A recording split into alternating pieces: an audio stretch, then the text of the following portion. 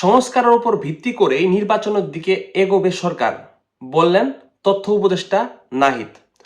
আজকের নিউজটি খুবই গুরুত্বপূর্ণ। দৈনিক ইত্তেফাকে আজকে একটি নিউজ প্রকাশিত হয়েছে যেখানে এই তথ্যটি উঠে এসেছে। তো এখানে কি লেখা রয়েছে এবং নাহিদ কি মন্তব্য করেছেন সেটি তুলে ধরবো আপনাদের মাঝে।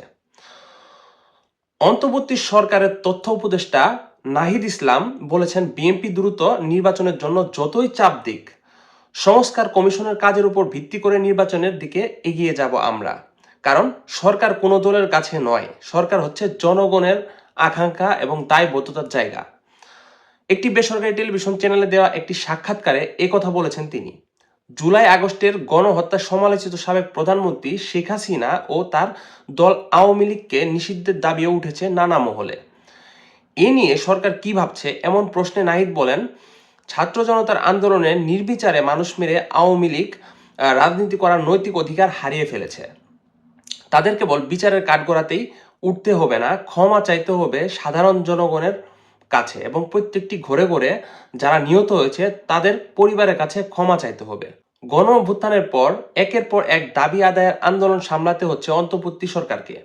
এ বিষয়ে জানতে চাইলে নাহিদ ইসলাম জানান, কিছু দাবি ন্যায্য হলেও সবকিছু কিন্তু ন্যায্য নয়। এসব দাবির আড়ালে ষড়যন্ত্র থাকতে পারে বলে ধারণা তাদের। নাহিদ বলেন, গণমাধ্যমের স্বাধীনতার ক্ষেত্রে অন্তরায় যে আইনগুলো রয়েছে সেগুলো পর্যালোচনা করা হবে। অর্থনৈতিক, রাজনৈতিক, নিরাপত্তা ও আনুষঙ্গিক বিষয়গুলো পর্যালোচনা করে একটি রূপরেখা করার চেষ্টা করছে অন্তর্বর্তী সরকার। আমরা যাতে নির্বিঘ্নে স্বাধীনভাবে এদেশে মানুষ গণমাধ্যম চর্চা করতে পারে।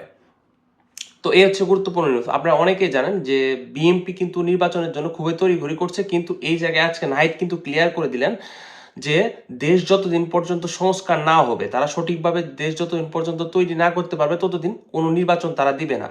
এই জায়গায় বিএনপি যতই তারা হোরা করুক না কেন, তাদের কোনো লাভ নেই। তারা বলতে চাচ্ছে দেশের জনগণের জন্যই হচ্ছে এই সংস্কার, এই সড়ক সংস্কার কোনো রাজনৈতিক দলের জন্য নয়। এই নিউজের মাধ্যমে তিনি সাবেক প্রধানমন্ত্রী শেখ হাসিনার নামে কিন্তু গুরুত্বপূর্ণ কিছু কথা বলেছেন। তো সংস্কারের উপর ভিত্তি করে নির্বাচন হবে, এই বিষয়টি কতটুকু যৌক্তিক, আপনারা কি ভাবছেন তা অবশ্যই কমেন্ট করে জানাবেন। আর এমন আরো গুরুত্বপূর্ণ ভিডিও আপডেট সবার আগে পেতে আমাদের চ্যানেল সাবস্ক্রাইব করুন। ধন্যবাদ সবাইকে পুরো ভিডিওটি দেখার জন্য।